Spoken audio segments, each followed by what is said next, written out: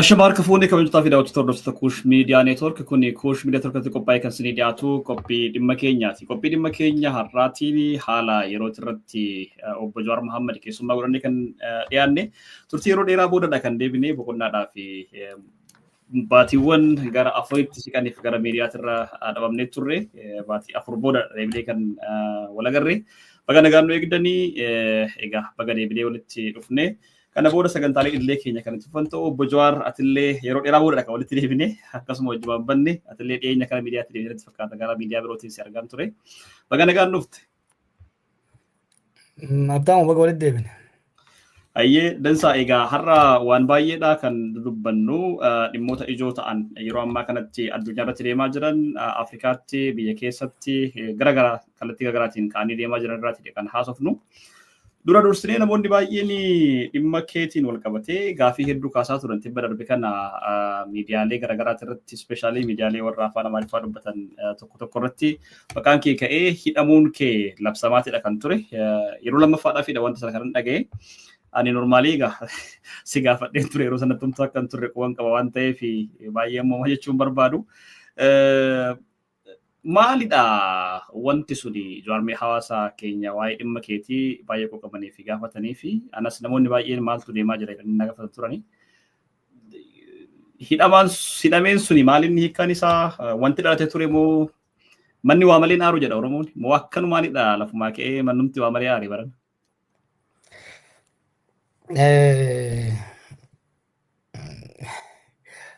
Dhimmi coorruma kaasee balballoomsaa ta'u ture san gaafachuu wayya. Hiikkaan isaa maali yoo jedhame tarii waggaa dabre kana nama hedduuf hojii baafne miti faarsii bulaa hedduu milishaa miidiyaa hedduutu shakkalachaa ture. Nuti miidiyaa irraa baduun gabaa xiqqoo qabaneessuun oolle gabaa san xiqqoo ho'isullee waan barbaadan fakkaata. Kan qindeessaa ture dameetikaa mootummaatis nu isaan qabu. Akeen isaanii tokko maalitti jira ka jiru beekuu waan barbaadaniif waan jalliseef saniif mala malachuu akkana hunoo kanatti hin jira jedhee akkanan dubbadhu barbaadanii. Lammaffaa immoo biyyoota fi dhaabbilee adda addaa ani hariiroo waliin qabu. Hariiroo san balleessuudhaaf hariiroo san kukkutanii qofatti na baasuudhaaf waan kiyyeeffatan fakkaata. Irra caalatti garuu akkuma itti bazaaruu jedhe abukaatoo seeraa qabannee dhimmicha hordofaa jirra. Waan isaan irra gahan kan uummata beeksifnu ta'a. Walii galatti garuu gama faarsii bultootaatii fi gama gariitiin gabaa ho'ifachuudhaa fi jarri mootummaa immoo akkuma reefsu hin jee akeeka san bakkaan ga'uudhaa yaadaniiti. Dansaadha Jawaar walumaa galatti namoonni baay'een egaa dhimma kana sirriitti waa'ee dhimma seeraatiin wal qabate tibba darbe afaan Amaariffaatiin simuu gosa wajjin gaafii gootan irratti kaastee turte dhimma seeraan wal qabatedha dhimma seeraan wal qabate baay'ee irraa dubbachuun ni ulfaata. Garuu namoonni baay'een maal jedhu dhuguma Jawaar rakkoo akkasii keessa seenee ture amma miidiyaa irratti wanti inni nuun jedhu kuni nu amansiisuutti hin jiru rakkoo akkasii keessa jira warri jedhan immoo warreen gama kaaniin jiran immoo dhugaadha gadi bahee dubbachuun isaatu waanuma sanuu ofirraa deebisuudhaaf qolachuudhaaf deemaa jira dhuguma wanti kun irratti raawwanne waan jedhu deemaa jira. Hawaasa keetii fi warra mootummaa waan kana raawwataa jiraniifis maqaan namoota achi keessatti ka'anii jiran maqaan biyyoota achi keessatti ka'anii jiran Keeniyaadhaa hanga Ameerikaatti wanti kun hundi ka'ee gaafa dubbatamu hiikkaan isaa maalidha jettee yaadda? Lafumaa ka'aniit maqaa namootaas maqaa biyyootaas kaasanii dubbatu dhaabbilee gurguddoo biyyoonni kunniin qaban irrattidha kan fokas godhamee akka waan isaan dhimma kana beekaniittidha kan deemaa ture jechuudha. Dhaabbiluma sana odoo maqaa sirreessanii amanii bareeda ture. Kanaaf hedduu keessa deemuun barbaachisu kun waanuma wallaansoo keessa jirra qabsoo keessa jirra. Isaanis haga danda'an darbachuun homaa miti. Haga tokko xiqqoo akka waan waloo miinetti odoo eegaa deemanii waan tokko malee ana fayyadan malee waan na miidhan baay'een illee hin qabani. Ture keessa dabarree beekisa kun wayyaanis waan akkanaa hedduu yaalamaa ture. Saniyaasis hedduudhuma yaalamaa ture. Irra baannee tas geenye gara fuulduraas hin deemna. kana DC barka lubbuutu beeka keessa dabarree as geenye gara fuulduraattis waanuma yaaliin kanatti maqaa balleessu waan anaan waan hin jedhamin maaltu jira. Gareen leencoo lataatee as bar kaaga kiyya ala hifame namni bee siyaasa biyya sadii waan jirratti fakkaatu amma qaama taatee jira. Yeroo amma deengaddaa of hin deebisee namni hedduu yaaddee namoonni teekstiidhaan waggaa nagaafatan nagaan qabu waggaan hin jeemni bilbilan. Sagalee kiyya shakkanii viidiyoon gasa sadarkaa bilbilutti waan ga'aniif namoonni garaan nyaataniitiin saniif deebii kennuu barbaade malee waan haaraa miti afaan haaraa miti waan kana caala waan hedduutu yaalama. Kun immoo waggaa ifi kan nuti the heat don't get into the kitchen jedhan yoo hin dandeenye kushiinaan seeniniidha. Egaa kushiinaa seente immoo ho'a jala deessuun ho'a sodaachuu waan hin taane kana jabaannituma kan itti deemu ta'a rakkoon qabu.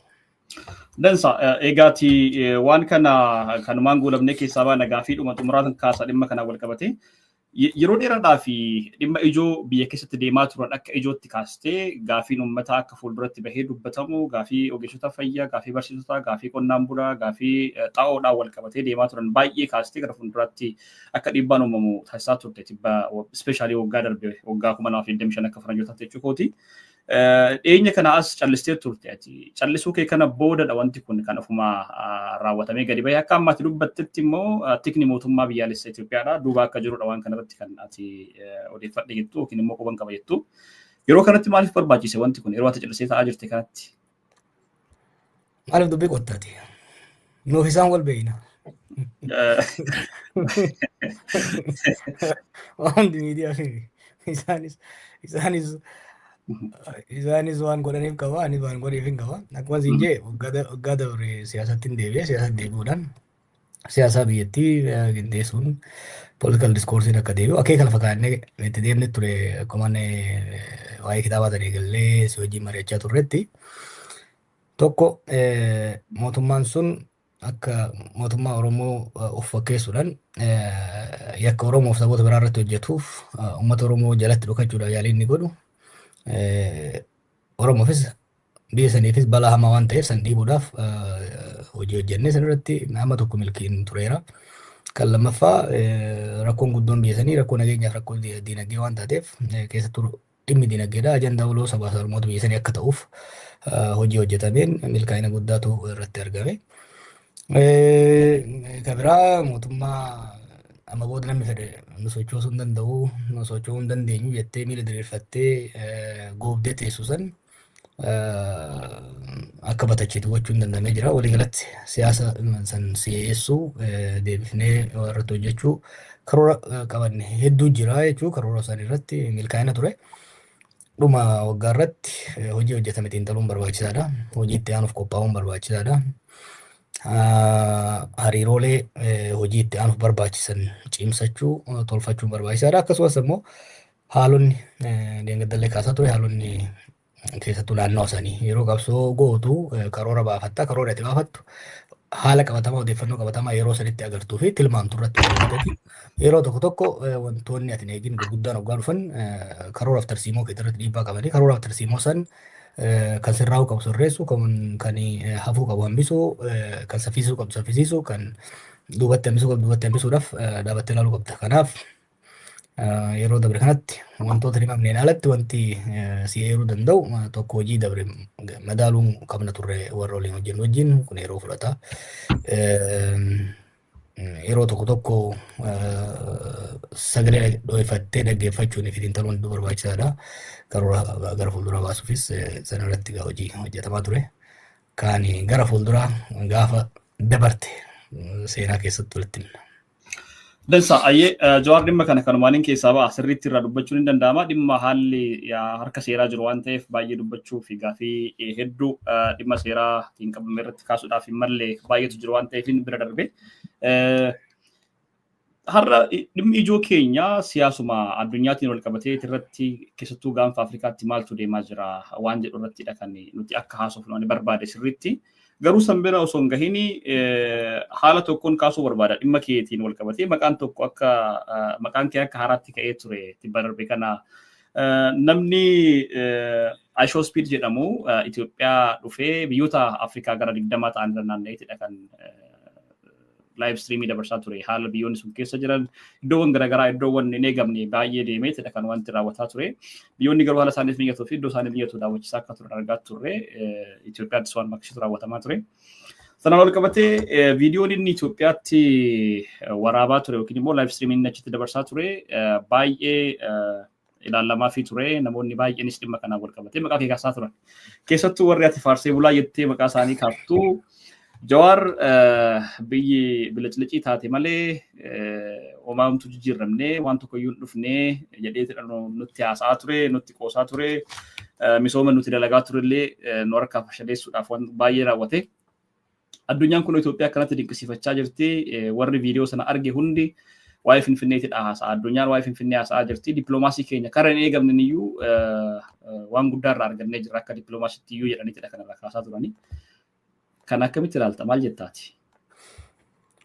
Akeenyi hojii biliclicii kanuma bara. Warra jiruu biyya sanii keessa hin jiraanne warra uummata hojiin amma isaan kooridarii yaa'ii oofan kun kan xiyyeeffate namoota biyya alaa guyyaa tokko lamaaf achi dhufan daasporaa bashannana qofaaf Finfinnee biran dabarre haadhaaf abbaa isaatu sulultachi dabareen gaafanne kana hawwachuun akka waan biyyi misoomtee akka waan biyyi guddattee ittiin shawwaduudhaa fi of course milkaa'ina guddaadha gara kanaan. Misoomni maaliin madaalama? What development? Misoomni kan madaalamu tokko Projektiin biyya tokkoo kan ittiin madaalamuu danda'u yoo wealth uumuu danda'e qabeenya uumuu yoo danda'e jechuudha. Maal jechuu kun? Tokko hiree hojii yoo ka dabalu taate hiree hojii namni hedduu dargaggeessi hedduu carraa hojii yoo argatu taate. Lammaffaa oomishni projektii sanarraa argamu ekspoortiidhaafis haa taatu gabaa biyya keessaatiif oomishni callaan isaa oomisha oomishummaa isaa jedhan kun yoo ka dabalu taate. Tajaajilli tajaajilli uummataaf kennamu yoo kan dabalu taate. Waliigalatti gama galiitiin, gama nyaataatiin, gama fayyaatiin, gama barnootaatiin bara dabreerra bara dhufu yoo fooyya'inni kan mul'atu taate misooma jennaan jechuu waliigalatti. Misooma magaalaa urban development hoggaa jennu wanni amma isaan biliciciin isaan waan godhan kun irra caalatti magaalaa irratti kan hundaa'edha. Magaalaa irra kan hundaa'edha. Magaalaa irratti yeroo hundaa'utti urban development hoggaa jennu maalinni dhiyeessii bishaan qulqulluu dabalu, dhiyeessii humna elektirikaa dabalu, daandilee miidhagsuu osoo hin ta'in daandilee saffisaan congestion takkaa'u walitti baay'atuun konkolaataa uumuu kana kan hanqisuu dalagu. Tajaajilli mootummaa akka si'aa gochuu danda'u. Hojiin carraan hojii babal'achuu akkasumas immoo galiin hojiirra argamu yoo kan dabalamu taate magaalaan tokko guddatee takkaa'u magaalaan tokko misoome jechuu dandeenya jechuudha. Kanaaf biliciciin carraa hojii meeqa uumeen biyya san keessatti. Fuula irraa amma dura sitti beekin ture. Fuula magaalaa miidhessa. Ani fakkeenyaaf haxaadhee, muuxadhee, kuuladhee gadi ba'uu hin danda'a. Garaan kiyya qulla, kiishni kiyya qulla, ilmaan tiyya manaa bobboochi, jaartiin tiyya manaa daarti, kiraan manaan kafalamne, manni gamanaa dhimmisa. Ani garuu gaafa sargii dhaqu, gaafa keessummaan natti dhufu, gaafa ximqataatii fi gaafa kaan fuwaajee yoon bahe suni duroomu miti. Suni fakkeessuudha. Feekiidha jechuudha. Kanaaf kun waanuma itti ilaalamu. Gama nageenyaatiin haa ilaallu. Erga waan tokko dhiisuu qabu kun akka mormituutti osoo hin ta'in akka lammii tokkotti isaan gorsuu barbaada. Look. Gurbaan kun amma waggaa dhufu Finfinnee qofa itti agarsiisan.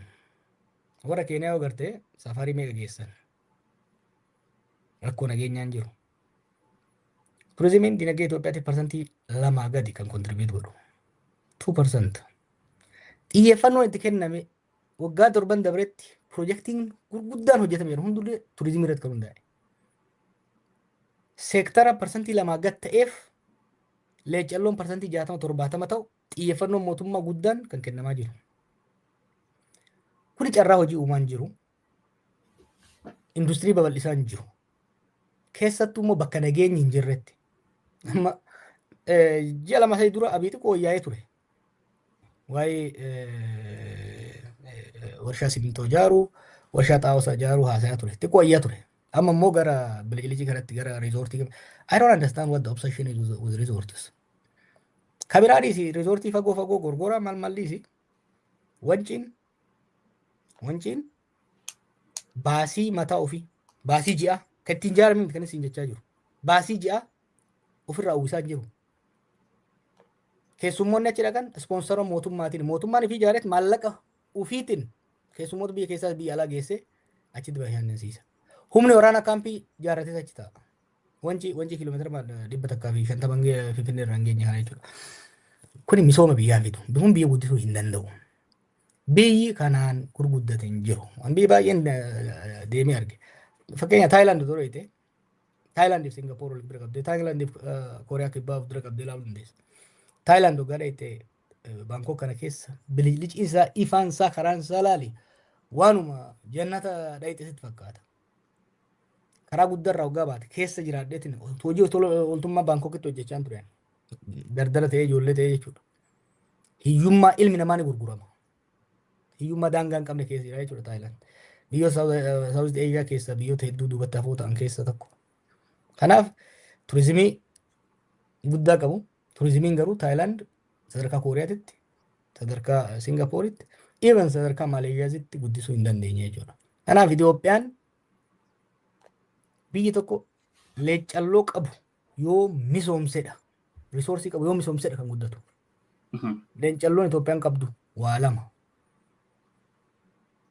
Humna namaa fi dachii ishiiti. Humna namaatii fi dachiidha. Humna namaa kana barnootaaf ogummaa qulqulluu ta'een qarree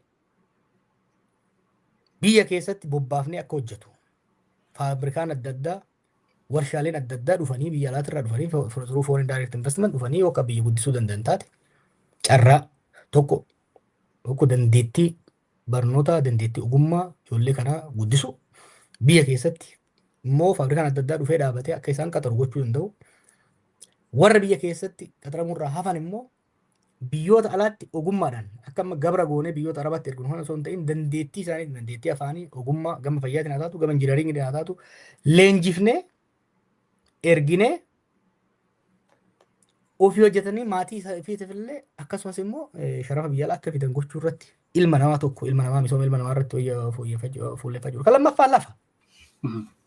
Lafa qabnu san oomishni isaa callaansaa qonni isaa akka dabalu gara industiriitti akka dagaagaa deemu yoo gooneen alatti tapha amma godhamu kanaan tapha Bilqilicii faranjii ittiin shawwatu hin dandeenyu. Waa Itoophiyaan akka malee misoomte jechuu dandeessa. Garuu diinagdeen biyyattii carraan maallaqni irratti bahee fi carraan hojii uumame ekspoortiin meeshaan nuti Bilqilicii kanarraa ekspoortii goone takkittiin maaliin uumaan jiru. Kanaaf waan akkanaa ijoollee biyya alaatii bashannanaa dhuftu gammachiisuu danda'a. Rakkoo biyyattii garuu furuu hin danda'u. Yaa Joor dhimma kanallee gaafa midha tokko waliin keessaa ba'uu barbaada. Gaafii tokko waanuma tan biyyattii irraati ka'ee Ikooturizimiin Itoophiyaatti parsantii 2 qofadha kan inni qabu jettee ati iyyuu kaastee kanaaf sanaa gadiidha akka ta'edha kana tamana dubbatte. Isaan maal jechaa jiru dhugaadha. Itoophiyaan duraan ikooturizimii irraa waan argattu tokko iyyuu hin qabdu. Iddoo daawwata turizimiidhaaf ta'an baay'ee qabaattus wanti kun irraa hin turre. Magaalaa guddittii biyyattiidha yookiin immoo teessoo gamtaa Afrikaadha taatee xuraadhaaf keessa deemuun hin danda'amu ture. Daandiin ishee baay'ee rakkisaa ture. Kan hundaa sirreessinee jirra. Gama saffisa tajaajila hojii mootummaatiin yookiin immoo gara kennaa tajaajila hawaasaatiif kennamuun kallattii garaagaraatiin keessattuu waa'ee paaspoortiitiin wal qabatee waraqaa eenyummaa kennuudhaan wal qabatee wantoonni deemaa turan baay'eetu turanii sana hunda dijitaalaayiz goonee jirra. Har'a namni kamiyyuu waraqaa dijitaalaayiz baafachuudhaaf haalli itti deemaa jiru baay'ee salphaadha. Indoom keessa darbanii reejistirii warra jedhaman kanneen warra gara kaaba Ameerikaa kanatti beekaman warra reejistarii jedhamanii akka dhuunfaatti dalagan kana sadeen iddoo garaagaraatti ijaarree masoob maqaa jedhamutti moggaasanii namoonni kallattii garaagaraatiin osoo ganda deemanii waraqaa eenyummaa eeggachuun barbaachisiin heeyyama daldalaa heeyyama waan adda addaa xabafachuu danda'u iddoo tokkotti kan hundayyuu finnee jirra teeknooloojiidhaan uummata wal barsiisaa jirra kun akkamitti harka qabuu qabaa waan jedhan kaasu kanarratti ijaaramuun daandiidhaa magaalaan akka hawwattu gochuun biyyoota alaatirraa turistii akka dhufee biyya sana daawwatuuf carraa hin banu jettee yaadda tajaajilli isaan kennaa jiran kun immoo maal sitti fakkaata? Tajaajilli amma tokko fooyya'aa deemaa jira dhugaadha. Gara hojii dijitaalaa kanarratti amma tokko tattaaffiin godhamaa jira garuu amma isaan haasayan kanaa miti. Gara fuulduraa ogeeyyoota siifin akka takka waan ta'aa jiru siif himsuu danda'an. Gama ammallee gama turizimiitiin kan jedhan kana dhiisuu qaban katit. Itoophiyaan turizimiidhaan guddachuu hin dandeessu. Ilaa faranjiidhaan karaa nuti biyya teenya akka dhufu barbaannu. Doolaarri akka nu dhufu barbaannami. Faranjiin Afrikaa uumama lamaaf dhayitti. Tokko uumama laaluudhaaf bineensa uumamaa bineensa laaluudhaaf. Lamaffaa seenaadhaaf. Turizimii irratti iyyuu kan fuulleffannoo kan barbaadnu taate wantoota lamaan kana kan guddisuu qabnu. Uumama keenya aadaa keenya akka arganiif baadiyyaadha kan deemuu danda'an. Baadiyyaa nagaa uumuu danda'uudha qabda. Bakka nageenya namni tokko hoggaa biyya tokko daawwachuudha dhaqu wanni inni dura gaafatu haalli nageenya akkam jedhee ChatGPT akka Google keessa seenee hoggaa laalee jarri wal fixaa jira. Namicha Turkii tokko asii akkas godhee namicha Chaayinaa akkas godhan gaafa namni dhufu jiru. So safety and security for tourism, safety and security is key. Kanan goone isaan godhaan illee jiran. So gama turizimiitiin bakka nageenya jirratti namni dhufuu hin danda'u. An challenge isaan godhe ijoollee bilbilinaa kana. Riizoortiiwwan amma itti ijaaraman kana. Baasii itti bahe. Dhiifnee walii galatti. Erguma ijaarame. Baasiidhuma upkeeping jechuun mindaa hojjeta. Boba'aa achitti bahu. Baasii ji'a ji'aan wanci irratti bahu galii wanci argatu. Kafar gochaa jira. Gorgoraan. Itoophiyaan namni maaliif dhufaa ture? Itoophiyaan wanni adda isee godhu Laallibalaadha, Soofumar, Aksuum. Kan hin dabre immoo qabeenya uumamaa bosona fi gaarreen Baalee kana. Turistii meeqatu achi dhaqaa jira? Meeqatu nageenya ofiitii jechee ka'ee dhaquu danda'a? Kan hin jechaa jiru wanni isaan ijatti dhiibanii irraa abaarame na fakkaata beektaa fi irraa tuqame waan kana. Biyyi kanaan guddachuu danda'u hin jiru. Kun biyyi kan guddachuu danda'u. Very simple Itoophiyaatti kan biyyi sun kan guddachuu danda'u. Humna namaa keenya. Miliyoona 130 taane. Namni Itoophiyaadha yookiin ba'aadha yookiin bu'aadha biyya saniif. Sirnaan yoo barsiifne ogummaa gabaa irratti gurguramuu danda'u. Afaan English, Arabic. Dandeettiin Ingilifii fi Arabic ijoollee keenya akka ka'u yoo goone nursing, engineering, IT-dhaan practical skill yoo qabsiifne waa lama hojii tokko faranjoota irraa haa taatu, Hindii irraa haa taatu, Chaayinaa irraa haa taatu competitive waan taanuuf warshaalee harkifnee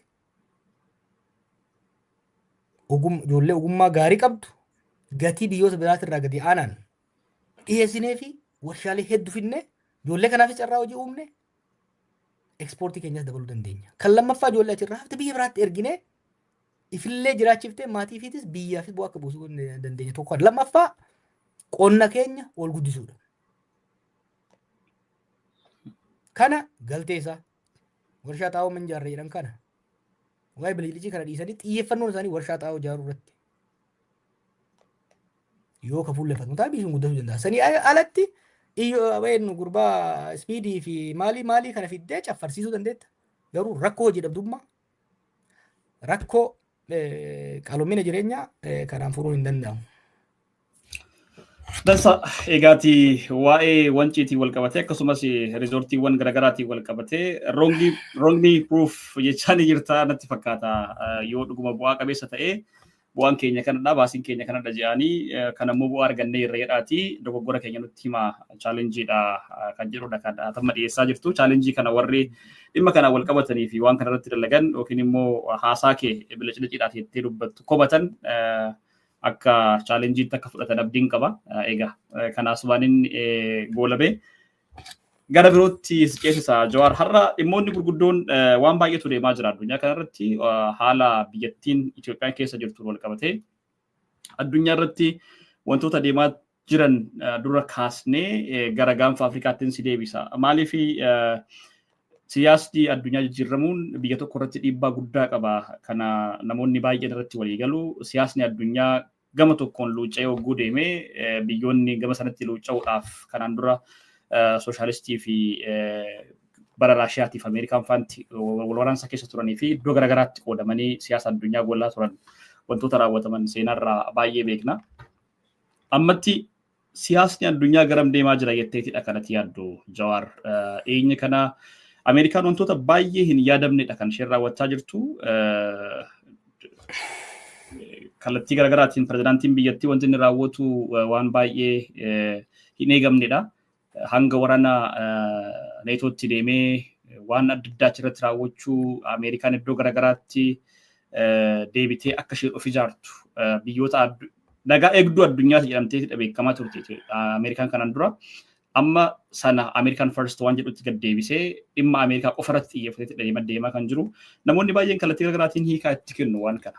Kun immoo siyaasa addunyaatti irratti feezii haaraa fuula haaraa yookiin immoo ce'umsa haaraa fidaa jira jedhanii namoonni kaasan jiru. Akkamitti ilaaltaati? Dhugaadha. Barri gadaa nama keessa jirru kun gadaa jijjiiramni guddaan addunyaa irratti ta'aa jirudha. Yoo xiqqaate bara wal waraansa addunyaa lammaffaa bara 1940 booda dhuma wal waraansaa sanii as jijjiiramni guddaan akka ammaa addunyaa irratti ta'ee hin beeku ta'as kun yoo xiqqaate waggoota 20 as deemu kanaaf addunyaa kana raasaa firfirsaa garii jabeessaa garii buusaa garii ol kaasaa akka deemu kan tilmaamamu kanas kan fidaa jiru agartee addunyaa kana keessatti dumarraa kaasee addunyaan yeroo humni tokko hedduu jabaatee yeroo dheeraaf olaantummaa isaa mirkaneeffatee deemuu fi dhawaataan immoo abbaan humnaa sun humni isaa laaffata warri biraa immoo humni isaanii jabaataa yeroo itti dhufan agarraa jechuudha.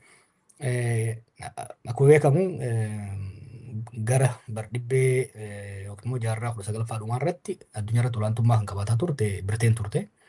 Impaayara guddaa qabattee olaantummaa isii dominant taatee super power taatee qabattee turte.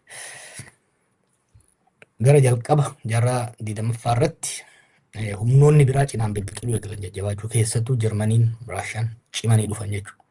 Kanaaf Biriteen hedduu diriirfattee biyyoota hedduu yaadattanii mana barnoota gabarannu impaayara Ingilizii irratti aduun gama tokkollee hin dhiitu kan jedhamu.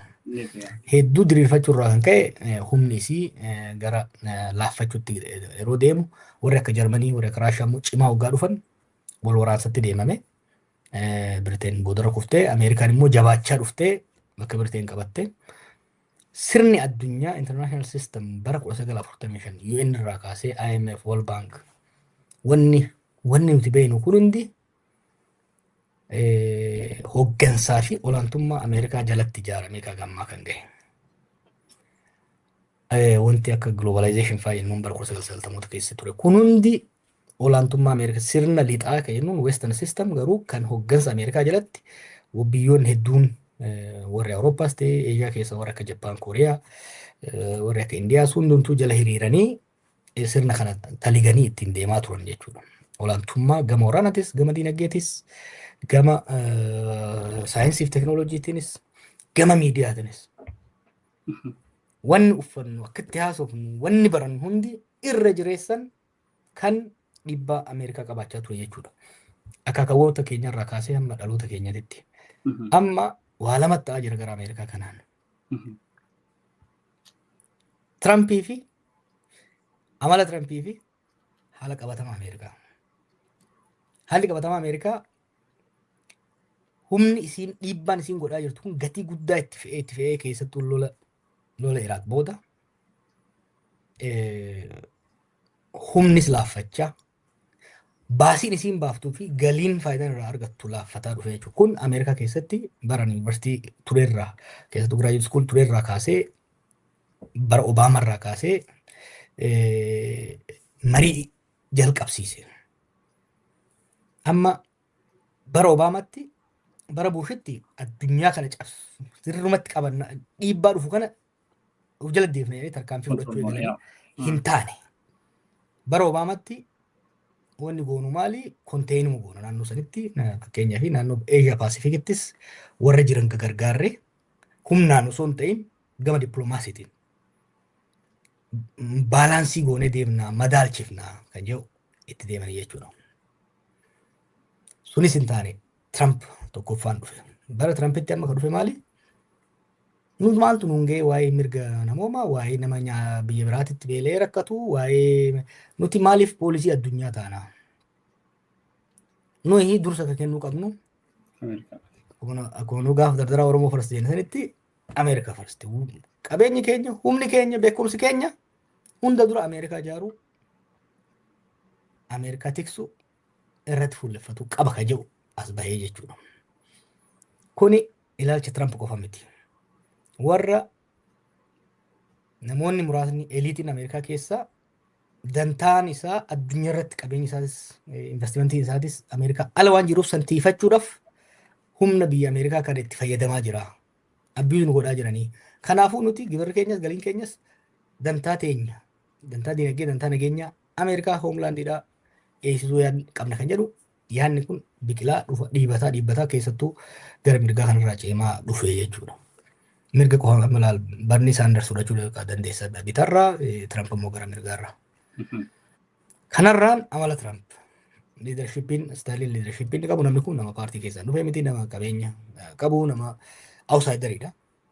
Nama osuma establishmentiin Ameerikaa didu cabsee bahee aangoo qabatee marsaa lammaffaa kuffisanii marsaa sadaffaa osoo himatanii osoo maal godhanii deebi'ee filame waan ta'eef nama caccabsuu fi daakuudhaan amanu waan ta'eef amalli isaatii fi haalli qabatamaan Ameerikaa kan humni isii laaffataa dhufe tun gara kaan immoo Chaayinaan cimaa dhufte kanatu dhufe jechuudha. So sadarkaa addunyaatti wanni deemaa jiru kana. Akkuma reefsu hin jee jalqaba dura wal waraansa addunyaa dura Biriteen olaantummaa qabaataa ture. San booda Ameerikaatu olaantummaa guddaa qabaataa dhufe.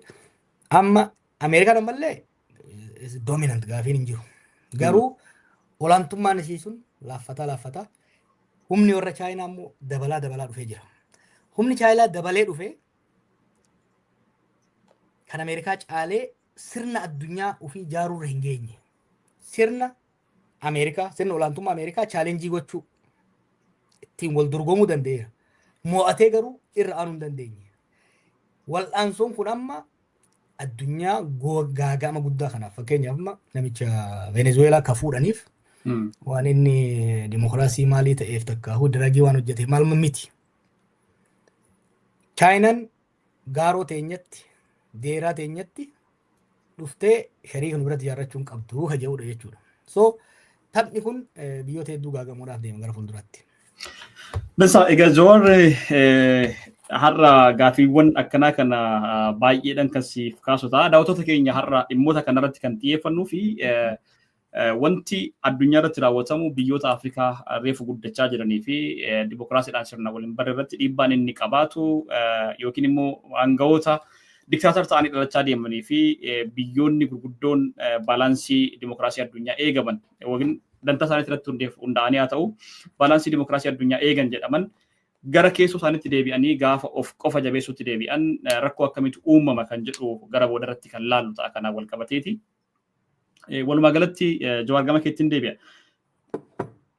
Ameerikaan gara kanatti deebi'uun ishee Ameerikaan ofitti deebi'uun ishee Ameerikaa first jechuun ishee haalli Tiraamp amma ittiin deemaa jiru kuni biyyoota akka Raashiyaa fi Chaayinaa akka isaan immoo boldly gadi ba'an humna isaanii dabalataan dhiibbaa Ameerikaan duraan qabaachaa turtu san akka isaan qooddatan biyyoota Ameerikaan duraan irratti aangoo gurguddaa qabaachaa turte doomineet irratti godhaa turte irratti akka isaan aangoo isaanii qooddatan yookiin immoo humna isaanii diriirfatan gochuudhaaf carraa guddaa qaba. Kun immoo numaahu adeemsa siyaasa addunyaadhaa sirriitti jijjiira warreen jedhan jiru. Addunyaa gara kallattii garaagaraatiin ol dorgommii keessattuu dirree Afrikaa kana. Dirree humnoonni gurguddatanii fi humna isaanii agarsiisuu barbaadan yookiin immoo eenyummaa isaanii agarsiisuu barbaadan irratti wal falman gochuutti deemaa warreen jedhan jiru. Kanaaf wal qabatee gaafii laman sii kaasa akka duubatti siin deebisne booda walitti qabtee kana kaastuu fi Awurooppaatti neetoo kan gargaaraa turte baay'inaan mallaqa guddaa baastee kan gargaaraa turte Ameerikaadha. Amma neetoodhaaf iyyuu mallaqni nuti kaffallu warri Awurooppaattis kaffaluu qabu neetoodhaaf mallaqa guddaa akkasii baasuudhaaf qophii miti jechaatidha kan jirtu Ameerikaan. Kun immoo Awurooppaa keessaa iyyuu biyyoonni kanaan dura waa'ee humna isaanii jabeeffachuu naatoo irratti of dagatanii taa'aa turan akka haaraatti wal deebi'anii wal ijaaran humna isaanii jabeeffachuutti carraa fidaa sun immoo frikshinii guddaa fiduu danda'a biyyootuma Awurooppaa gidduutti iyyuu siyaasa Afrikaa irratti dhiibbaa guddaa qaba warreen jedhan jiru. Kan akkamitti ilaalta? Kan inni lama walitti aantee osoo nafaaste. Siyaasni Afrikaa keessattuu siyaasni naannoo keenyaa gara lamaan sadarkaa lamatti dhiibbaan irratti dhufaa jira. Super powers biyyoota addunyaa irratti humna gurguddaa qaban jaamee laman 3 2+1 Ameerikaa, Chaayinaa fi Raashiyaa sadarkaadhaan. Wal dorgommii isaan jidduu jiru dhiibbaan irratti fida. Baroota dheeraadhaaf sadarkaa wanti wal waraansa addunyaa lammaffaa as haalli biyyoota naannoo keenyaa kan dhiibamaa ture ala kan dhiibamaa ture irra jireessatti warra super power jennuun kana yeroo duraa Raashiyaa fi Ameerikaadhaan nama tokko Chaayinaa boodarra jechuudha. Amma garuu warra middle power jennuun warra humna jiddu galeessaa. Super power warra jennuun warra humna olaanaa booyiraa jaldeessaa gurguddaa jechuudha. Booyiraa xiqqaa jira immoo kaa'uun reefu lafa ol kaka'u kun warra hiyyummaa keessaa bahee sadarkaa diinagdeetiinis humna waraanaatiinis fedhii fi bolola qabuunis amma hedduu kaafate jechuudha jajjabaatee deemaa jiru jechuudha. Biyyoonni kun keessattuu naannoo keenyatti immoo ni heddummaatu. Addunyaa irratti hedduudha. Gara Laatin Ameerikaa irraa Biraaziil fudhachuu dandeenya. Indiyaa, Paakistaan garasii fudhachuu dandeenya. Veetnaamis fudhachuu dandeenya. Afrikaa keessaa Saawuz Afrikaan garas jirti. Garuu naannoo keenya hedduu murteessaa akka ta'an biyyoota akka Tarkii, Qatar, Israa'el, Emirates, Suud Arabiyaadha. Biyyoonni kun waggoota 20 dabre kana keessatti keessattuu waggoota 30 dabre kana keessatti saffisa diinagdee guddaa jijjiirama diinagdee guddaa kan fidan. Humna waraanaa isaanii ammayyeessuuf jabeessuudhaan kan deeman. Keessoo isaanii cimfatanii sanbira dabranii biyyoota ollaatii fi ji'oopolitikaa naannoo isaanii irratti olaantummaa isaanii mirkaneeffachuudhaaf wal dorgommii hamaa keessa kan seenan jechuudha. Sadarkaa gubbaatti Chaayinaa fi Ameerikaa amma tokko Raashiyaan wal dorgomaa jiru. Sadarkaa naannoo keenyatti immoo biyyoonni wal dorgomaa jiru. Biyyoonni gurguddoon kun yeroo tokko keessattuu amma akkuma reefu jennetti humni Ameerikaa amma tokko dadhabaa jira. Ka Chaayinaa immoo jabaateera garuu olaantummaa Ameerikaa harkaa fudhatee olaantummaa isaa addunyaa mirkaneeffachuu hin dandeenya gammaa. Kanaaf Ameerikaanis olaantummaa kana mataa ofiitiin tiisfachuu hin dandeenyeef warra middle power jennuun kana wajjin tumsattee isaan gargaarsifattee isaan wajjin tumsa tolfattee isaan wajjin jaallummaa cimsattee naannoo keenya kanatti dantaa si'eessifachuu barbaaddi. Chaayinaanis akkasuma. Biyyoonni kun immoo mataa ofiitiin immoo Ameerikaas haa taatu Chaayinaas buusa baafatanii naannoo keenyatti dantaa diinagdee dantaa nageenyaa isaanii eegsifachuudhaaf wal dorgommii guddaa keessa jiran jechuudha. Kun balaa guddaa carras gamnummaan osoo hin jiraatu taate carraa guddaa suumee jira maaliif kasirratti wal dorgomu gara kiyya godhe narraa biti kiyya fudhu kasiin yoo gaammaate yookaan heddummaate asiifis asiis kutattee jabaachuu ni dandeessa. Yoo immoo rakkoo keessoo qabaatte yoo immoo diinagdeen kee jabina hin qabaatin yoo sirni siyaasaa fi diinagdee heetii tasgabbii hin qabaanne taate miidhamaaf saaxilamtaa jechuudha. Naannoo keenyatti fakkeenya biyyoonni akka Sudaan, Somaaliyaa, Keeniyaa, Itoophiyaa, Keeniyaa miti. Sudaan, Somaaliyaa, Itoophiyaa jeequmsa keessoo waan qabaniif wal dorgommiin biyyoota jiddugaleessaa humna jiddugaleessaa qabanii fi biyyoota booyiraa gurguddaa kun cittoo irratti fantoo itti ta'ee jira. Biyyoonni immoo sirna siyaasaaf diinagdee isaanii tasgabbeessuuf dursanii tasgabbeessuuf irraa argatan. Particularly Keeniyaan faayidaa guddaa irraa argataa jirti jechuudha. Har'a Keeniyaan Chaayinaa fi Ameerikaan raayis jaalloo guddoodha. Ameerikaadhaaf nanneeto Allah. Chaayinaadhaaf immoo hojii misoomaa guddaa Chaayinaa keessatti hojjetaa jirti. Imireetis hariiroo gaarii qabdi. Suudii wajjinis hariiroo gaarii qabdi. Maaliif sirni siyaasaa keessoo isaanii tasgabbaa'ee jira. Suudaan immoo hoggaa fudhanne jeequmsa sirna abbaa yeroo dheeraa keessa turte achi keessa gara fincilaa fi wal waraansaatti seenanii dirree booyiraan gurguddaa fi booyiraan jiddu galeessaa itti wal qabu taatee jirti. Itoophiyaanis bifuma saniin, Somaaliyaanis bifa saniin deemaa jirti jechuudha. So hamma tokko Jibuutii Keeniyaan faayidaa hoggaa argatan, Itoophiyaa, Suudaanii fi Soomaaliyaan miidhaaf saaxilaman. Dansa Jawaar waa'ee neetootiin waraana neetootiin wal qabatee ejjennoo Ameerikaan ceessaa jirtu kuni Awurooppaa irratti qoqqoodamiinsa akkamii uumaa dhiibbaan sun immoo gara Afrikaatti gaafa deebi'u dudduubeen isaa baakfaayirii isaa Afrikaadhaa qabu maal fakkaata waan jedhuun sii kaasee ture. Egaa dhaloota keenya har'a wanti irraa haasaa jiru dhugumatti dhimma siyaasaatiin wal qabatee saayinsii siyaasaa waan jedhamudha. Addunyaa saayinsii siyaasaatiin yoo hin xiinxalle saayinsii siyaasaatiin yoo fuuldura deemtee waan dhufaa jiru akkanatti lafa kaawwattee irraa hin dubbanne qabsoon godhamu kallattiidhuma akkamiin iyyuu uguruu nama hin geessisu. Kanaafidha dhimma saayinsii siyaasaa dhugumaan jedhamu san irraa kan dubbachaa jirru obbo Jawaar wajjini. Qoqqoodamiinsi Awurooppaa keessatti dhalachuu hin danda'u naatoo yookiin neetoo keessaa Ameerikaan harka ishee sassaabatti ta'e. Qoqqoodamiinsi Awurooppaa keessatti uumamu immoo biyyoota Afrikaatiif dhiibbaa akkamii qaba? Keessattuu biyyoonni Afrikaa tasgabbiin qabanii wal waraansa keessa jiru. Wal waraansa keessatti immoo buqqaatii namaatu jira. Buqqaatii namaa keessatti immoo namoonni buqqaanii gara Awurooppaatti ce'uutu jira. Godaansi namoota baay'inaan deema. Awurooppaan immoo kana hin barbaaddu. Ammarraayyuu diris hin barbaaddu kana. Kana dhaabuudhaaf waan biraatti ceeti immoo wantoonni uumamuu danda'an maal sitti fakkaata naannoo kanatti? Paaks Ameerikaan takkaahu sirni olaantummaa Ameerikaa jalatti jaara biyyannuun kun sanuu durarraa eegalee Ingilizirraa dhaalanii Ameerikaan ilma Ingilizii abbaa caalee dhabeeki. Liberal world order jennaan jechuun sirna liberaalizimii kan utubaan isaa waa lama ta'e. Siyaasa dimokiraasiitii fi diinagdee kaapitaalizimii irratti kan hundaa'e. Aantummaan firummaan keenya kan ta'u biyyoonni walii firaa ka ta'uu dandeenyu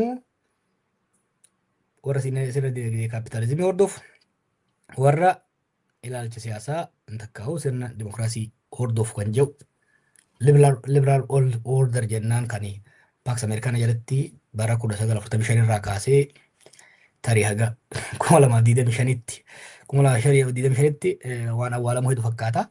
Kana ture ka warri lixaa hayyoonni lixaa waajjiraalee dhaabbilee lixaa United Nations haa taatu, IMF haa taatu, World Bank haa taatu hundi isaanii dhimmoota humna fakkeenyaaf mirga namoomaa, mirga diinagdee, mirga dubartootaa, mirga fi of bulchuu maal kan jennu hundi as jalatti dhalatee dhufe.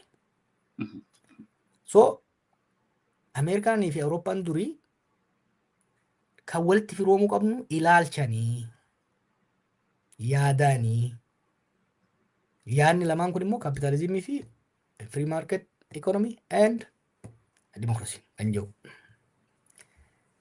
Amma sun waan isaan fayyades qaba, waan isaan miidhes qaba. Wanni isaan fayyade maali? Addunyaa irratti olaantummaa ilaalcha akka argatan keessattuu koominizimii akka mo'atan ummatoota cunqurfamaa, ummatoota miidhamaa hamma tokko ofitti akka hammatan moral upper hand akka godhatan gargaaree ture jechuudha yeroo dheeraadhaaf. Keessattuu adada namni isaanii dulloomaa lakkoofsi nama dhalatuutii fi nama dulloomuu wal dabraa waggaa deemu baqataa kanas galfatanii humna jabeeffatanii turan.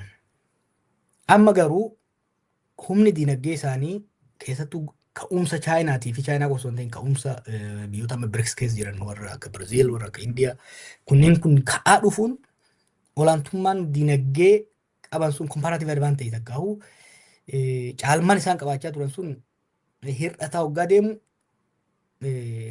warra lixaa jidduutti dibeetii takkaahu atakaaroo uumee jira. Yaanni firummaan ilaalchaan jedhu suni nuun taane hulaa cufachuu qabna. firummaan aantummaan siyaasaa keenya eenyummaa irratti qaroomina irratti hundaa'uu qaba. Ilaalcha irratti osoo hin taane qaroominaa fi eenyummaa irratti. Eenyummaa hoggaa jennu eenyummaa adii, eenyummaa sivilaayizeeshinii roomarraa kaasee jiru kanarratti kan hundaa'e ta'uu qaba malee Jappaan dimokiraasii waan taateef kaapitaalistii waan taateef nuuf fira jechuu miti. Kanaaf warri adii taane warri sivilaayizeeshinii wal fakkaataa irraa dhufne walitti maxxannee warra kaan fagootti ofirraa qabuu qabna kan jedhu ilaalcha cimaadha jechuudha kan dhufaa jiru. Kun amma almost olaantummaa qabatee dhufaa jira. Addunyaa raasaa dhufaa jira. Ilaalchi akkanaa kun waggaa 10 dura hedduu finxaalessa jedhamee ilaalama ture. Amma Ameerikaatti aangoo qabatee jira. Biyyoota Awurooppaa adda addaatti qabatee jira. Firaansitti itti aansee qabachuu danda'a. Kuni laafina lixaa jechuudha fide jechuudha. Neetoo irratti yoo fudhattaati fakkeenyaa fi neetoon kan uumame Raashiyaa irraa ittisuudhaaf. Ilaalcha nama reefu siin jee kana sirriitti qalbifadhu. Dur Raashiyaan kan dhiibamaa turtee fi kooministiidha. Ardiinaan Awurooppaa keessa jirti beeki Raashiyaan. Sanyiidhaanis adiidha.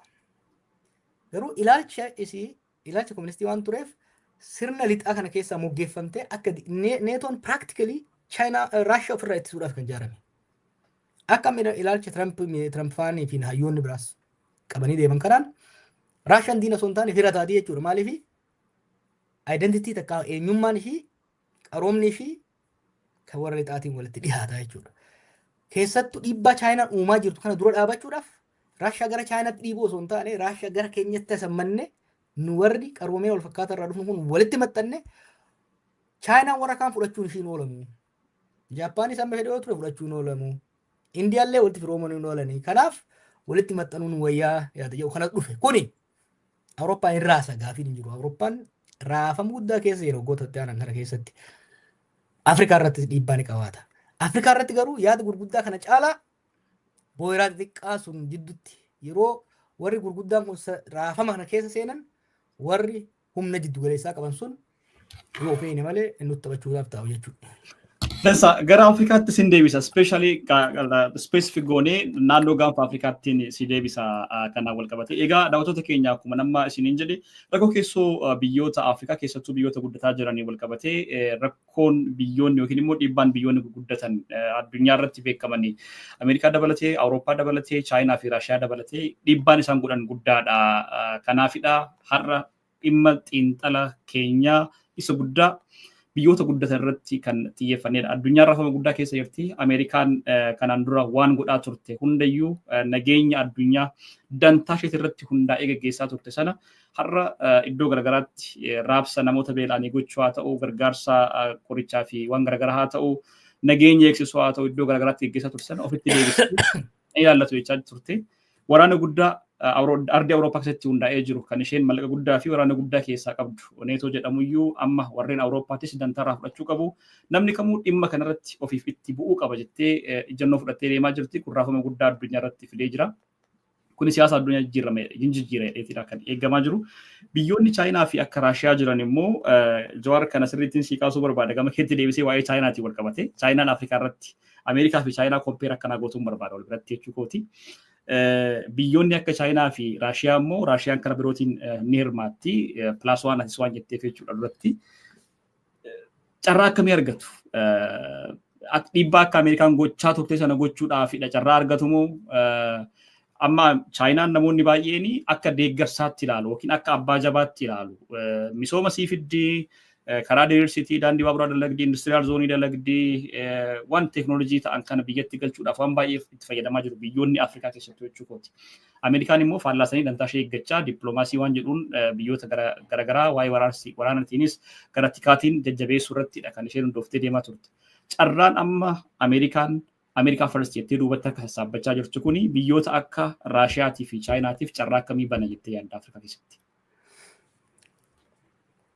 Chaayinaa fi Ameerikaa dhiisi maqaa dhiifnee rising hegemon, declining hegemon. Abbaa humnaa guddaa qabu kan humni isaa laaffataa jirtuu fi abbaa humnaa lafaa dhufaa ol deemaa jiru. Humni lafaa ol dhufaa deemaa jiru kun haga olaantummaa mirkaneeffatu amala gaarii calaqqisiisa. Keessoo biyyoota biraa keessan seenu fira babal'ifachuu jaalata. si kurkumurra si hohoisuu jaalata jechuudha. Fakkeenyaaf si kenna gara jalqaba dhibbee takka jaarraa 20ffaa kanarratti yoo ilaalte Ingiliziin addunyaa irratti olaantummaa turte kolonializimii addunyaa walakkaa kana sirna koloniitiin qabatee kan jiru kaan cafayitee kaan sirreessitee kaan gargaartee kaan kabaltee jiraachiftu sii turte. Ameerikaa yoo san ol ka'aa dhufaa jirti. Ameerikaan amma yeroo san sirna kolonii mormiti turte. Sirna kolonii mormiti. Dhimma keessoo biyyoota keessaa hin seennu jetti. Fakkeenya dhaadannoo qabsoon teenyetiin deemaa turte. Self determination. Mirga hiree fi murteeffannaa warri lalisu keessaa Ameerikaa turte. Pirezidaanti Woodrow Wilson ture. Bara 1917 isa ture kan shaampiyoon godhee jechuudha. League of Nations ijaaruu irratti waan adda addaa ijaaruu irratti. Gara fuulduraa kootu bara 1945 booda Ingiliziin kuftee Ameerikaan gaafa kaatu immoo tolooltummaan sun fayyaalummaan sun hafee kabaluu kaan angorraa buusu kaan weeraruu kaan harka kennisiisutti deemame jechuudha. Chaayinaanis ammatti humna ta'ee fedhii dhimma keessoo biyyoota keessa seentee borcuu irraa wanni argattu hin jiru. Amma Chaayinaan economic diplomaasii geggeessiti. Waa lama barbaadde amma. Tokko biyyoota Afrikaattis haa taatu, Laatin Ameerikaattis haa taatu, biyyoota biraa keessatti hariiroo diinaggeedha. Hariiroo diinagdee cimsachuudhaan gabaa isii babal'ifachuudhaan bu'aa argachuu akkasumas immoo boru gaafa olaantummaa isii mirkaneeffatte biyyoota kana to'achuuf ammumarraa hariiroo fi caaseeffama lafa diriirfataa jirti jechuudha. Beeki super power keessattuu dominant super power ta'uudhaaf humni waraanaatiif dinagdee qofti hin barbaachisu. You need soft power. Cultural kan aadaadhaan wal qabatu neetworkii namootaa si barbaachisa. Kanaaf Chaayinaan amma amala sirreeffattee Chaayinaa waa'ee filannoo dubbattu agartu. Chaayinaa abbaan abaluu filamee abaluu angorraa bu'e jettu hin agartu. Bakka hunda hirmaataa jirti jechuudha. Waggaa 20-30 booda huni jijjiirama. Ammatti garuu kanumaan itti fufan. Maaliif ammatti olaantummaa Ameerikaa harkaa fudhatanii addunyaa bulchuudhaaf addunyaa akka fedha isaaniitti akka dantaa isaaniitti bulchuudhaaf sadarkaa sanarra hin geenye sadarkaa olaantummaa diinagdee waraanaa aadaa kan biraa waan hin ga'iniif ammaaf amala saniin deemaa jiran. Biyyoonni Afrikaa hojii Chaayinaan amma hojjetaa turte kanarraa kan fayyadamanis jiranii kan miidhamanis jiran. Kan fayyadaman warri akkuma reefu siin jee haalli keessoo isaanii gaarii ture. Investmentii gama Chaayinaa irraa dhufu dandeettii gama Chaayinaa irraa dhufu kanatti fayyadamanii bu'uuraalee misoomaa isaanii guddisuu irratti baay'ee fayyadamaa jiran. Biyyoonni immoo haalli sun keessa hin turre kan miidhaman kan korrapshiniin takka malaammaltummaan keessa akka babal'atu godhe fakkeenyaaf biyyoonni akka Naayijeeriyaa biyyoonni akka Zaambiyaa fa'aan hedduu miidhamanii jiran. Biyyoonni akka Ruwaandaa fa'aa immoo sirni keessoo isaanii hamma tokko tasgabbaa'ee fayyadamanii jiran jechuudha. Itoophiyaan bara mallasaatitti Chaayinaa irraa hedduu fayyadamte, Tarkii irraa hedduu fayyadamte. Bara Abii kanatti garuu even Chaayinaanuu investimentiin Chaayinaanuu keessaa bahee jechuudha. Kanaaf hin fayyadamnaa fi hin miidhamnaa irra jireessan kan murteessu haala qabatamaa keessoo biyyoota Afrikaa kana jechuudha. Tole dansa obbo Jawaar egaa kabajamtoota daawwattoota hordoftoota keenyaa har'a dhimmoota ijoo ta'an dantaa waa'ee siyaasa Afrikaa fi gaanfa Afrikaa biyyoota Afrikaatii fi bulchitoota Afrikaati irratti hundaa'een wal qabatee dhiibbaa biyyoonni alaa godhan keessattuu yeroo ammaa kana wal waraansa iddoo garaagaraatti gaggeeffamaa jira. Wal waraansa iddoo garaagaraatti gaggeeffamaa jiru kana keessatti biyyoota biyya isaaniitti rasaasa tokko hin dhukaane loltuun tokko jalaan duunetu alaala waraansa kana gaggeessaa jira. Raashiyaa fi Yuukireen gidduutti waraansa deemaa jiru. Biyyoonni hedduun addunyaa kanarra jiraatan Awurooppaa fi biyyoonni garaagaraa akka irratti hirmaataa jiran ni beekna. Palestiinii fi Israa'el gidduutti wantoota deemaa jiran ni beekna. Sudaan obbolaa lamaan gidduutti waan deemaa jiru ni beekna. Itoophiyaa keessatti waraansa adeemaa jiru kallattii garaagaraatiin mootummaan qaamonni deeggaran maal gochaa akka jiran ni beekna. Kanuma hundaa duuba haala dantaa siyaasa dimokiraasii addunyaa irratti warreen ijoo ta'anii eenyu fa'aadha kan jedhu irratti kan haasa'aa jirru. Amma gara gaanfa Afrikaatti si deebisa Jawaar. Warreen middle power jedhamanitti si deebisa. Gaanfi Afrikaa dogoggora siyaasaa raawwate qabaayii siin jechuun barbaada dursa.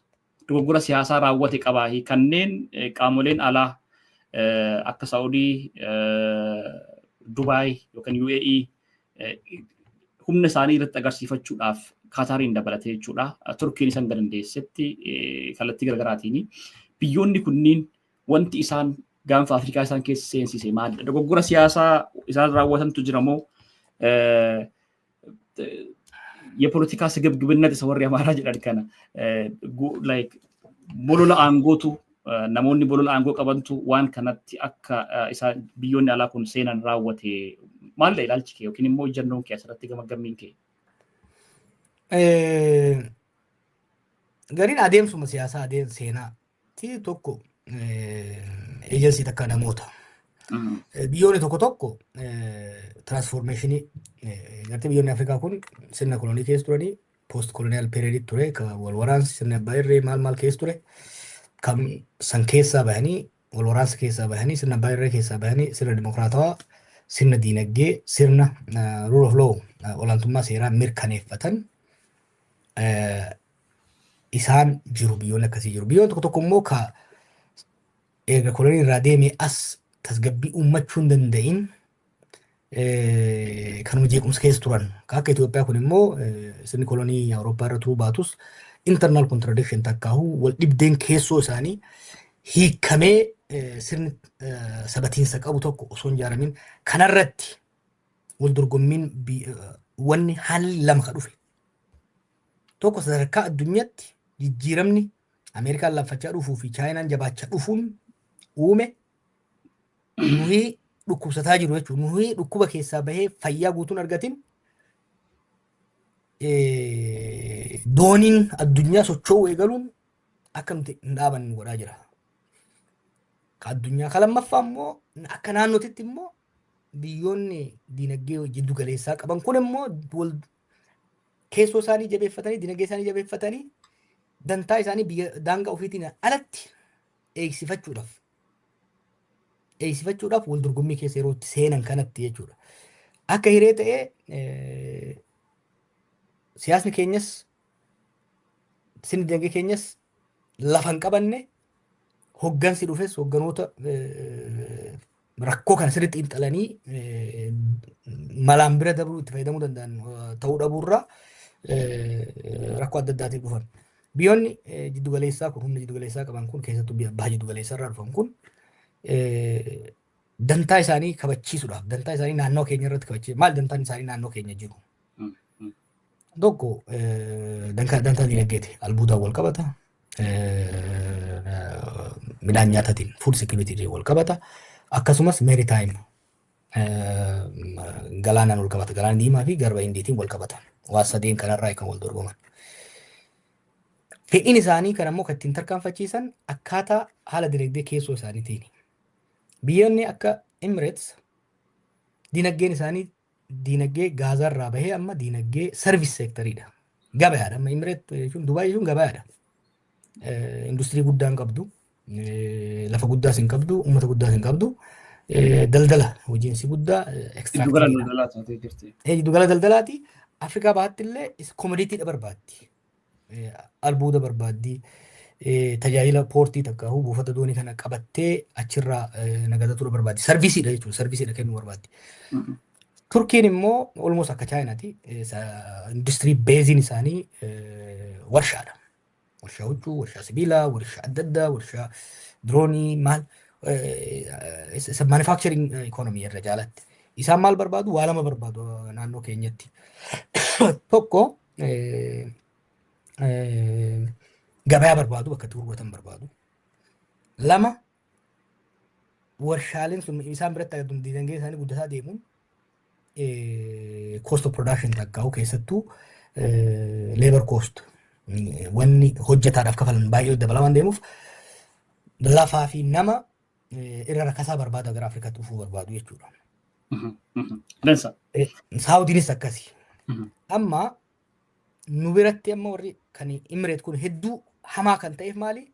Isaan biyyi jiraatee jiraatu baatee isaaniif faayidaa hin qabu. Maali isaan kan barbaadan maali? Albuuda barbaadu, dooniidha barbaadu, qaama waan san bifa rakasa ta'een isaanii gurguruu danda'u wajjin hojjechuu barbaadan. Waan akkasii immoo bifa rakasa ta'een isaanii gurguruu danda'u warra humna mootummaan taane warra isaan irratti guutumatti hirkachuuf dirqamutu kana godhuu danda'a. Nation state osoo hin taane non state actors kan jenniitu isaaniif ta'a. Warri akka Turkiitii fi warri akka Suudii immoo investimentii yeroo dheeraa waan barbaadaniif faabrikaa dhaabuu waan barbaadaniif. Suudiin amma Itoophiyaas ta'e biyya biraas irraa fedhiin guddaan isin qabdu. Suudaan irraas fedhiin guddaan isin qabdu lafa qonnaati irratti invest godhuu barbaaddi. Kun immoo yeroo dheeraa gaafata. Kun immoo tasgabbiidha gaafata. Warqii baatuun tasgabbiin barbaachisu. Waraana marsitaa yuubdoo dhayite guurtee xayyaaraan feetee deemta. Lafa qonnaa garuu qottee facaaftee haamuudhaafu ji'oota hedduudha fudhata jechuudha. Investimentii yeroo dheeraa gaafata. Kana bifanaan kan laalamuu qabu. Densa egaa Jawaar dhimmoota har'a irraa haasa'aa jiru kana namoonni akka hubataniif nu deddeebi'ee kaasaa jira. Dhimmoonni keessoo gaanfa Afrikaatti deemaa jiran keessattuu Itoophiyaatti deemaa jiranii harka dheeraa biyyoota alaatiin gaggeeffamaa akka jiran wal waraansi Itoophiyaa keessatti gaggeeffamaa jiru kuni meeshaa waraanaatiin dabalatee deeggarsa mallaqaatiin dabalatee biyyoonni alaa akka harka dheeraadhaan irratti hirmaachaa jiran namoonni baay'een quba qabu. Egaati wanta kun sii kaasuu barbaada Jawaar. Har'a wanti guddaan nuti irraa haasa'uu barbaanne siyaasni addunyaa jijjiiramaa jira. Siyaasni addunyaa jijjiiramaa jiru kun immoo dhiibbaa amma jiru caalaa dhiibbaa biroo dabaluu danda'a jedhanii namoonni yaadan jiru waan ta'eef kanarratti ilaalchi kee maali waan jedhuun kaasuu barbaada. Itoophiyaan waan isheen keessa jirtu hundi keenya beekna. Biyyoota gaanfa Afrikaa waan isaan keessa jiran xinnooma ishee dudubbanneeti gara Itoophiyaatti si deebisuu barbaade. Ollaadhuma keenya Eertiraanii biyyoota ollaa ishee jiran hunda keessatti harka ishee naqattee yookiin immoo waraana kallattii garaagaraatiin farra mootummaa ta'an deeggaruudhaan kan isheen beekamtu. Suudaan keessatti qaama deeggartuu qabdi, Itoophiyaa keessatti qaama deeggartuu qabdi, Yemen keessatti qaama deeggartuu qabdi. Ollaadhuma ishee keessatti harka ishee seensifattee waan adda addaa raawwachuudhaan kan isheen beekamtu. Jibuutiin buufata kaampii waraanaa addunyaa taatee jirti walumaa galatti. Biyya tasgabbooftuu fakkaattus keessoo isheetitti gareen socho'u mootummaadhaan wal falmii keessa jiran ni jiranii gara Affaarii fi Isaa jedhanii wal qoodanii wanti isaan gaggeessaa jiran ni jiran. Kanatti aanee biyyi nagaadha jedhamtee yaadamtu tarii Keeniyaa ta'uu danda'a bira dabarree deemuu dandeenya akka carraatti kaasnee jechuudha. Somaaliyaan hanga irratti hirkattummaa biyyoota alaati irratti kan isheen mootummaa ishee ijaarrattee jirtu. Shororkeessummaadhaan biyya baay'ee biyyumti gaanfa Afrikaa keessatti nagaa qabdi jedhamee kanaan dura yaadamaa ture. Siyaasni ishee xiqqoo tasgabbaadha jedhamee yaadamaa ture. Suudaan turte. Suudaan amma waraansa guddaa keessa jirti. Waraansa lammii ishee miliyoona buqqaasee haala hamaa keessa galche jechuudha. Saawus Suudaan maal isheen akka keessa akka jirtu hundi keenya beeknama. Mootummaa haaraa ijaaramedha. Mootummaa tasgabbaa'ee lafa hin qabannedha. Ofiifuu walidhaa walajjeessaa waraansa walitti gaarreeffannaa guddaa keessadha kan isaan jiran. Jijjiiramni siyaasni addunyaa amma fide kuni harka sassaabbachuun Ameerikaa fa'aa harka sassaabbachuun biyyoota akka Awurooppaa kanneen keessa jiranii kuni biyyoota middle power ta'anii gaanfa Afrikaatti humna isaanii agarsiifachuudhaaf tattaaffachaa jiran kanaaf carraa akkamii fida dhiibbaa akkamiis immoo biyyoota kanarratti fida jetteetidha kanatti yaaddu. Especially Itoophiyaa irratti dhiibbaa akkam fida rakkoo amma Itoophiyaan keessa jirtu wal qabatee. Dhiibbaa isaa already argaa jirra gartee waggaa jalqabumarraa dubbii madde. Jalqabumarraa wanni kun dhufaa ture mul'ataa ture. Diskashinii guddaa ture na yaada Dagaafa Yuunivarsiitii ture. Humni Ameerikaa laaffataa waggaa dhufu fedhii fi dandeettiin isin biyyoota tasgabbeessuudhaaf qabdu hir'achaa akka deemu. Kun immoo warra humni isaanii dabalaa deemaa jiruuf carraa akka banu original power sooratan kanaaf akkamitti irraa aanama kan jedhamu marii babal'aatu godhame. Yeroo jijjiiramni bara waggaa 7 dura nu biratti dhufe san wal simate jechuudha. Abii deemee harka Imireetii galee Imireetii wajji jaallummaa keessa seene. Imireet akkuma siin jee ikonomii daldalaati. Investimentii yeroo dheeraa irraa hajaan qabdu ayyer baay'eeriidha kan barbaaddu. Arra sirraa bittee arra sii gurgurtee arra sirraa bituudha hojiin isii. Kun fedhii Abiyyiin wal simate. Innis karoora yeroo dheeraa nama qabu osoo hin ta'in nama sirna ijaaruu barbaadu osoo hin ta'in nama aangoorra ofii turuu qofa aangoo ofii qofa jabeeffachuudhaaf fedhu waan ta'eef wal simate fedhiin Imireet qabduu fi fedhiin Abii qabdu wal simate jechuudha. Kun Itoophiyaadhaaf kasaaraa fide. Maaliif maallaqa guddaa akka irratti baasan dubbatu fakkeenyaaf warri Imireetii kun. Qabatamatti garuu warshaa tokko ka ijaaran agarru, daandii tokko ka ijaaran agarru. Reef hoggaa jennu misoomni akka guddinni biyyaa biyyi tokko guddate kan jedhamu carraan hojii yoo babal'ate bu'uuraaleen misoomaa kan fayyaa daandii haa ta'u fayyaa haa ta'u barnoota yoo dabale oomishni biyya alaatti erginu yoo dabale foreign direct investment akka investmentiin biyya alaa biyya keenya dhufu biyya fayyade kan jennu carraa hojii yoo babal'ise bu'uuraalee misoomaa yoo babal'ise oomisha keenya guddisee ekspoortii keenya dabaleedha. Emireet qonna keenya guddisuu irratti shoorri isii eessa jiran jiru. Warshaalee keenya gurguddisuu irratti wanni isiin oomishte nu fayyadde maaltu jira hin jiru. Agartee wanti isiin fayyadde tokkichi yoo jiraate bara warri wayyaanee gadi deemu abii bira dhaabattee irraa baraaruu dooniidhaan gargaaruu sanii alatti wanti uummata keenya gargaara hin jiru jechuudha. Kun amma garuu miidhaa nutti fide. Haga ammaa faayidaa guddaas qabaachuu baatu at least abii fayyade jechuu dandeenya turre. Hariiroon nutii fi Emireet waliin qabaachaa turre. Amma garuu balaa nutti fide maaliif? Waggoota torban dabre kanatti Emireet akka feetetti Somaaliyaas, Itoophiyaas, Sudaan keessatti waggaa isin sochootutti sochiin isii kun namni biyyi biraa itti hedduu itti dhagahame hin turre. Amma garuu Suudiin walitti bu'an. Suudiin waan walitti bu'aniif Suudiin tarkaanfii fudhachuu eegalte jechuudha. Suudii jechuun humna guddaadha. Namni kana sirriitti fudhachuu danda'u humna guddaadha. Yemen irraa rukuttee baaftee Suudaanii baasaa jirti. Nuuf amma balaan dhufe kaa. Maaliif? Diinagdeen Suudii is our number one export partner beeki. Addunyaa irratti waan biyya keenya keessa erginu keessa irra guddeessi Suudi Arabiyaa dhaqa. Chaayinaa ol, Ameerikaa ol, Yurooppii ol, biyya kamii ol diinagdeen keenya al ergiin keenya Suudii dhaqa. Nama miliyoona takka oltu lammiin Itoophiyaa Suudii keessa hojjeta. San qofa osoo hin ta'in yeroo gabaabaa keessatti Emireet kabaltee waan baafteef Itoophiyaan immoo Emireet cinaa dhaabbachuu qofa osoo hin ta'in paartiner takkaahu waahila Emireet Sudaan jeequu keessatti waahila taatee waan taphataa jirtuuf amma abiyyis Itoophiyaanis yoo tarkaanfii ofii kan hin sirreessine taate Suudiidhaan wal dura dhaabbachuudhaaf deemna jechuudha. Suudiidhaan waggaa wal dura dhaabbanne immoo gama diinagdeenis gama waan birootinis miidhaa guddaa nurra gahuu danda'a. So amma haala hamaadhaatu as deemaa jira saffisaan tarkaanfiiwwan fudhatamne. Dansaa egaa amma waa'ee dhuma Itoophiyaatti irraa haasa'aa jirra. Addunyaarraa kaanee gaanfa Afrikaatti dabarree amma Itoophiyaatti gadi seennee jira. Sirriidhumatti waa'ee Itoophiyaatti irraa kaasuuf nun barbaade. Itoophiyaatti biyyoonni kunniin lamaan Saawudii fi UAE'n iddoo garagaraatti Yemen keessatti waan isaan wal godhanii Yemen keessa akka isheen itti baate ni beekna. Somaalilaand keessatti wanta biyyoonni Emireetaa yookiin immoo Saawud UAE'n isheen raawwattu ni beekna. Saawudiin amma Itoophiyaa irratti dantaan isheen qabdu maal fakkaata? Akkuma ammaatu jettee wanti isheen biyya alaatii galfattu fooniin dabalatee iddoo waan baay'ee irratti wantiin hirmaatanii jiran Itoophiyaa irraatidha kan isaan deeman. Humni guddaan Saawudiidha moo UAEdha Itoophiyaadhaaf? Maaliif humna guddaa jennaa kallattii bu'aa biyya sanaaf buusuu danda'an irratti hirmaannee wanti nuti jechuu dandeenyu maalidha kanaa wal qabatee? Deebiin gabaabaan Suudiidha. Maaliif Emireet Dubaay Abudaabiin gabaadha beeki. Suudiin Emireet lammiileen biyya isii miliyoona tokko gati. Ka biyya alaa wajjin miliyoona 10 ta'a. Suudiin lammiin biyyaa qofti gara miliyoona 35 miliyoona 40 dhiyaata. Miliyoonni 40 kun immoo dureessa kan bitachuu danda'udha.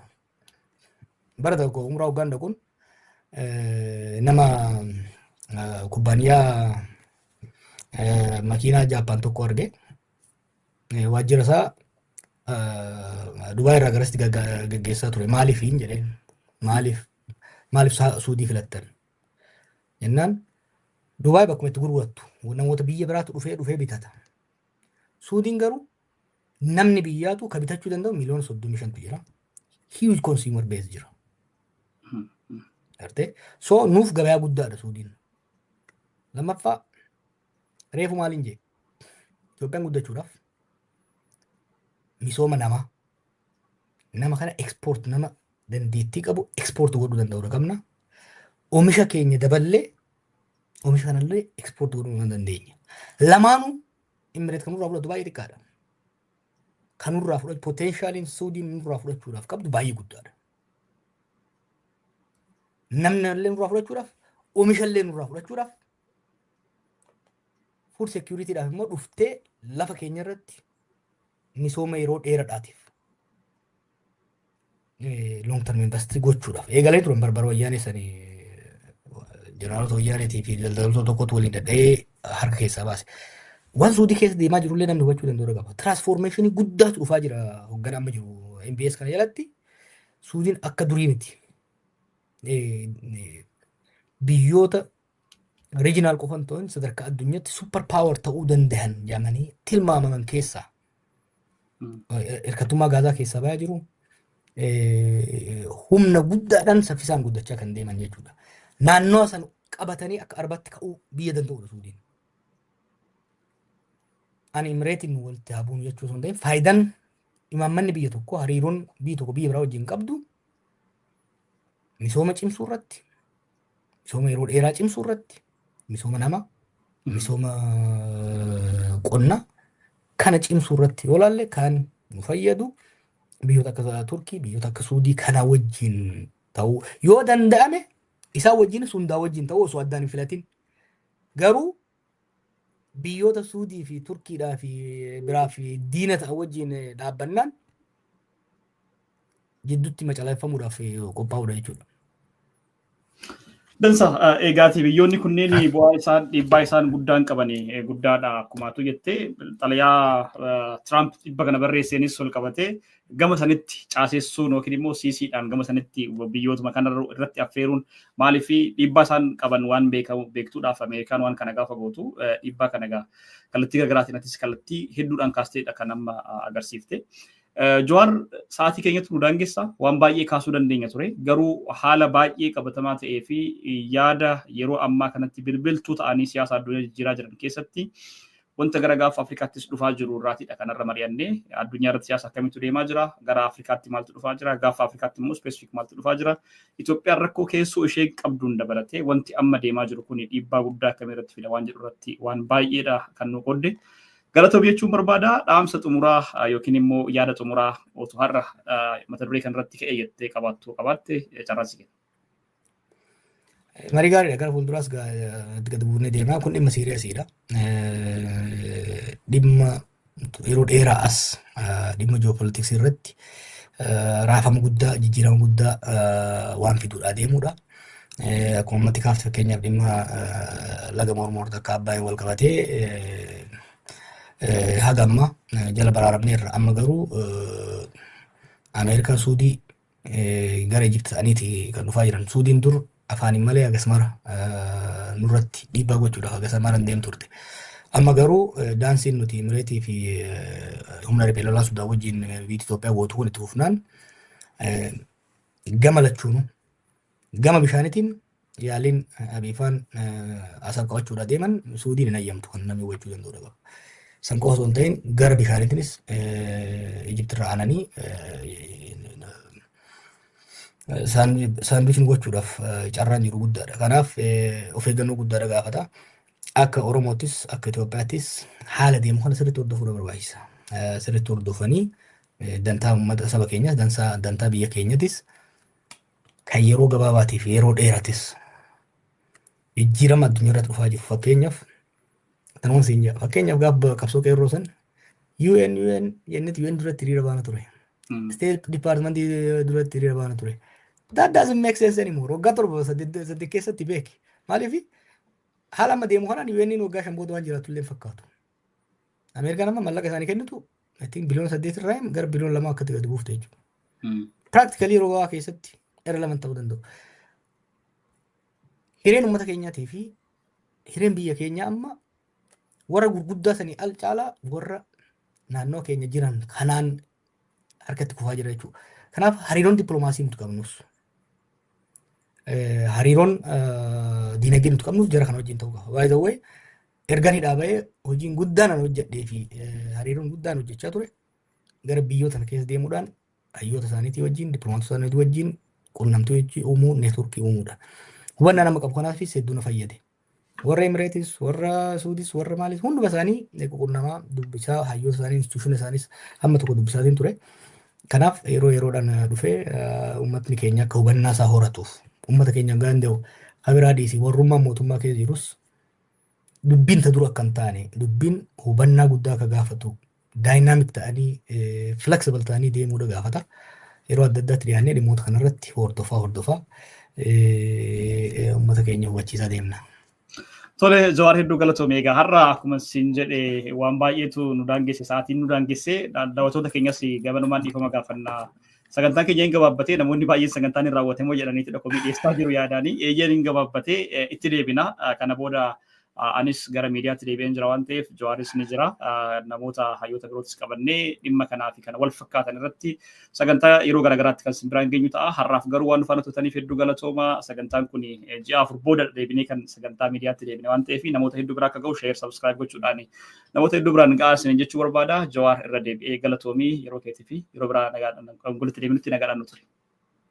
Nagaan tureef ta'amu dhaggeeffannoonnis baga walitti deebinee kana caalaa addaan turru itti deebinee waliin mari'annaa nagaan tura. Tole daawwattoota keenya sagantaa birootiin hanga walitti deebinutti nagaan nu suraa isin jenna sagantaa keenya irraa kanumaan golbama fayyaa ta'a.